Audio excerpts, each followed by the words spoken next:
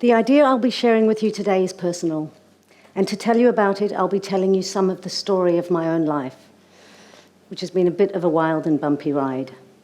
There is no doubt that stories influence how we experience life. They offer us a way to engage, explore, connect, understand the world around us, make sense of our own lives. Some academics go as far as to say that they have been necessary for the survival of humankind. But for me, they're also personal and have been intrinsically linked to my material survival because I am a storyteller by way of being a scriptwriter and a filmmaker. One of the first films I worked on was a narrative feature film using lions as our characters. This is me at work.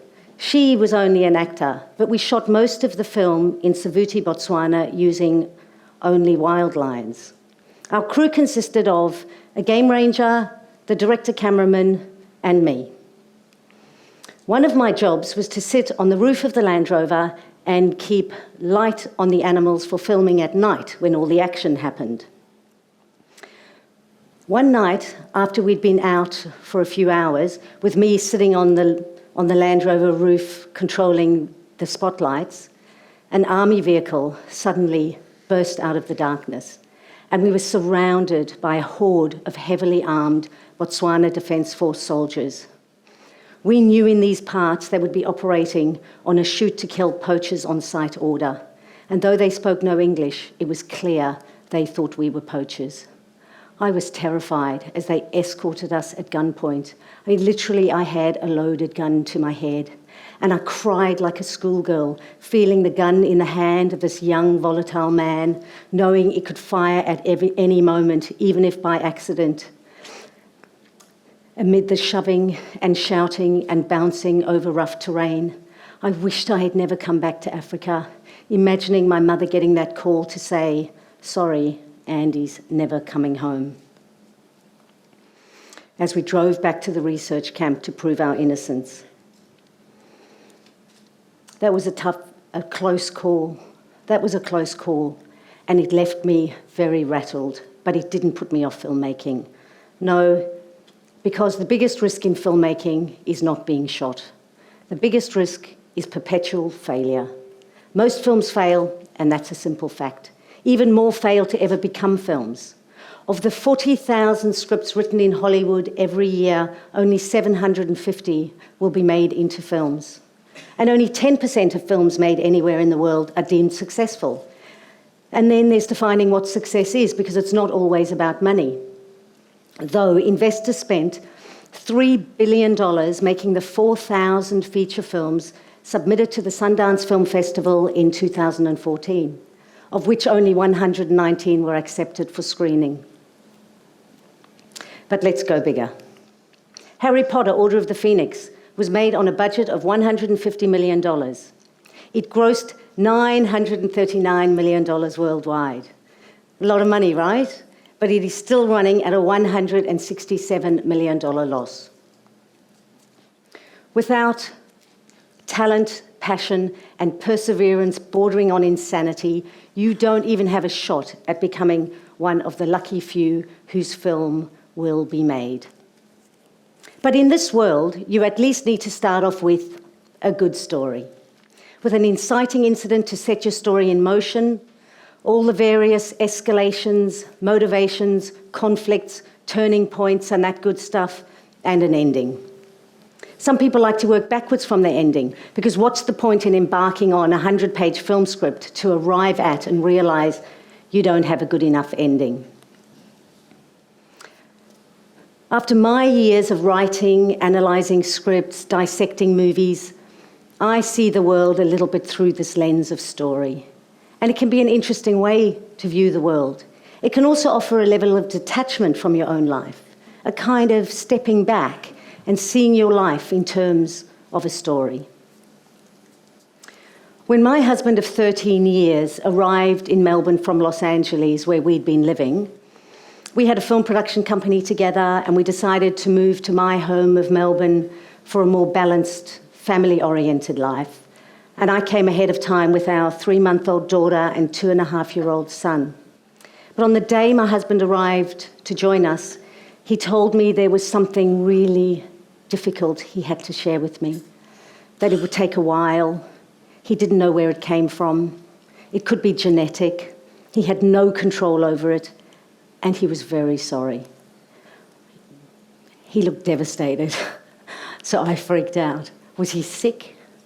Could the children have inherited it? What was he talking about? It transpired he had a compulsion to wear women's clothes. Now, this was back in 1999, before Safe Schools, before the TV show Transparent, before Caitlyn Jenner, before our new generation of gender neutrals. This was the time when the only way I could think about a man in a dress was transvestite.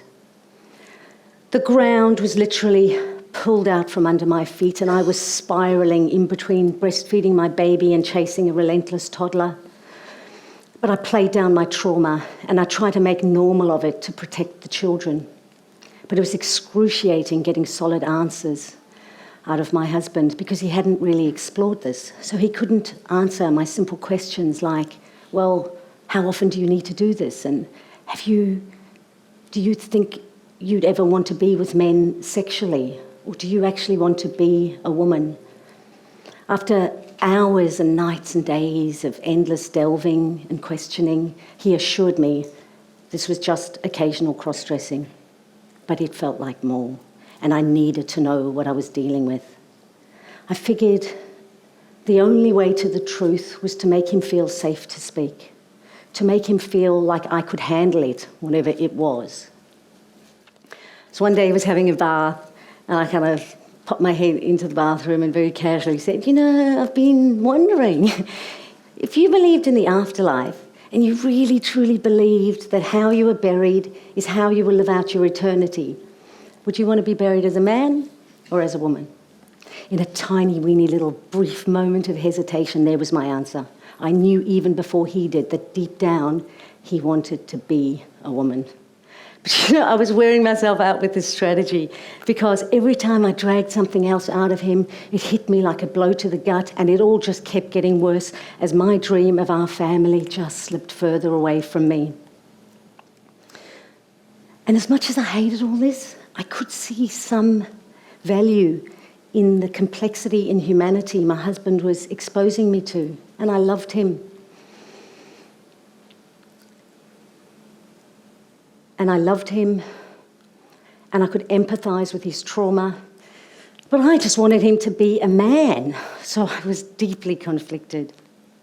One day I suddenly went, hang on a moment, there's a movie in this.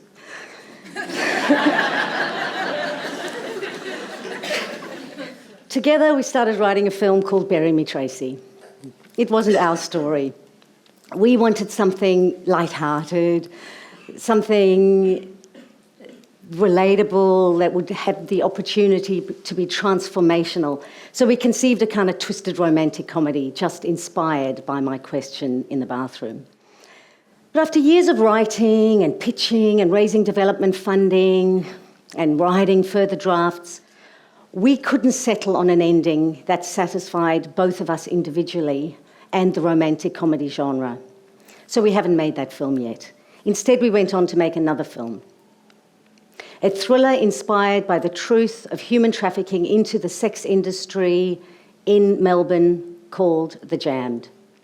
Though that film was rejected at every turn because distributors and broadcasters and funding agency evaluation committees determined that there wasn't a big enough audience for such dark social realism. Luckily, we were able to raise private money and we distributed the film ourselves. But it went on to win a sweep of awards, including Best Film, Best Script, Best Music. At the IF Awards, it got 7 AFI nominations and was hailed by David Stratton, one of Australia's leading critics, as the best Australian film of the year. This was a truly remarkable experience. We got mountains of press. Those are just a few of the articles, even though initially we'd only opened on a single screen. But some people had to come back 3 days in a row before they could get into the Nova Cinema to see the film. And all of this led The Jammed to achieving the highest opening week screen average of any independent Australian film in history. Thank you.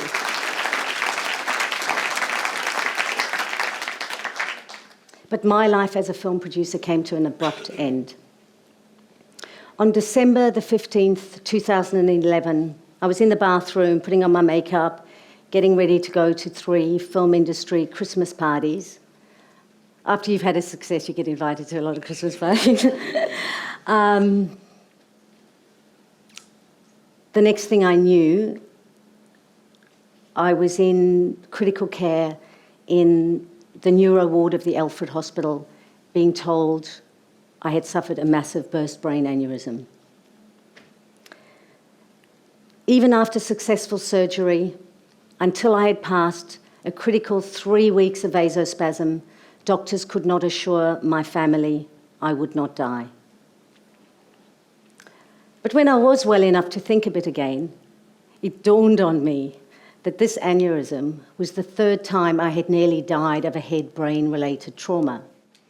The first time as a child, I fell out of a tree onto my head onto brick paving and suffered a subarachnoid hemorrhage that was life-threatening. The second time, I was in South Africa shooting a movie in a game reserve with brook shields and leopard cubs, and I contracted cerebral malaria. For those of you who don't know, that's malaria of the brain, the kind that doesn't bother to recur. Instead, it can just knock you out in a single go. So quite naturally, after my aneurysm, I began wondering whether there was something or someone up there trying to take me out via my head. And was there any point in even trying to recover from this one if I was just going to be taken out by something else? Or maybe I had a guardian angel keeping me here. And if so, why? So I began a bit of an internal quest for why I might still be here. I had to find a new way to live my life with acquired brain injury. I couldn't simply slip back into the hours and stress of independent film production. I had to find out who I was now and what the new me was capable of. Luckily, my language centres recovered, so I could speak and I could tell stories. And I seemed to be accumulating a lot of personal stories. So maybe that's what I was supposed to do. But there was something stopping me from telling my personal stories. In my early days of coming to terms with my husband being transgender, I had been offered 2 publishing deals to write books about that. And all through my brain recovery, I've countless times been told I should be writing about that. But I was wanting to tell the story that out of adversity comes triumph. Except that ending kept not happening. There kept being no ending. Life just kept on going with some wins and some losses. So I kept waiting. I'm still attending Caulfield Rehab Hospital, and as part of my support, I see a clinical psychologist. Little fact. 2 out of 3 people with brain injuries will suffer depression within the first 7 years of their injury. On top of the physiological and chemical changes that come with brain damage, losing your faculties, and with debilitating fatigue, having to find a way to negotiate through the complexities of life and find a new way can be a long, hard road. And most people need help. I needed help. I felt a failure, overwhelmed, hopeless, and lost. Some days I couldn't see how or dangerously why to keep going, so I got help. But some of the most valuable, most precious help I got came in a very unexpected way. One day after one of my appointments, I was kind of packing up to leave, and as an afterthought, I mentioned that I'd been trying to write my own stories, but the triumph I needed to end them just never happened, so my stories failed. Now you might see the need for professional intervention here, because in my mind, that meant that I had failed, that my whole life was a failure, and down we go. My psychologist just looked at me and said, "But Andrea, the ending you were looking for is a cliche." His words hit me like a thunderbolt. Everything stopped. Suddenly, my view on myself and everything did a flip. Suddenly, I could see that without the need for the triumphant ending, I could tell my stories.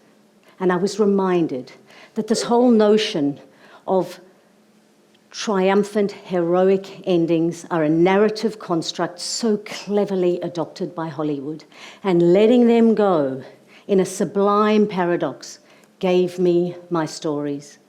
And my story with my ex-husband continues with friendship, mutual support, co-parenting, and of course our share of challenges, because this is how life stories go. We, and I say we here because I don't believe I'm alone in this, we can stress so much over the thorny details of our lives that we can overlook the simple, brilliant beauty that is that we are alive. After all that has happened to me, I can say the most important thing in my life